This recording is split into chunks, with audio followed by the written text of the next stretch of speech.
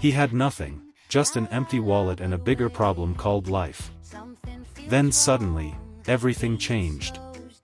Boom! Money everywhere. Like reality just broke.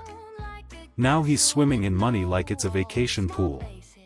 No stress, no worries, just cash waves. He got the mansion. But forgot he's still the same size. That house is not big. He is just tiny now. Then came the sports car. Fast, expensive, and absolutely zero driving skills. Yep. Even money can't fix coordination. 5-star food, luxury everywhere. He takes one bite. And still feels nothing. So he bought everything. Bags, boxes, more bags. Now happiness is just buried under receipts. No messages.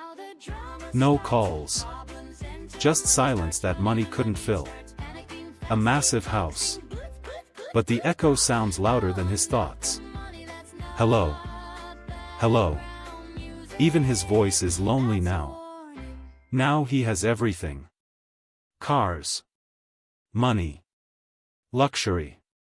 But somehow, nothing feels like anything. Because before the money, he had purpose. He had hunger. He had life. So he made a choice. Not to chase money. But to chase meaning again. Because empty success is still empty.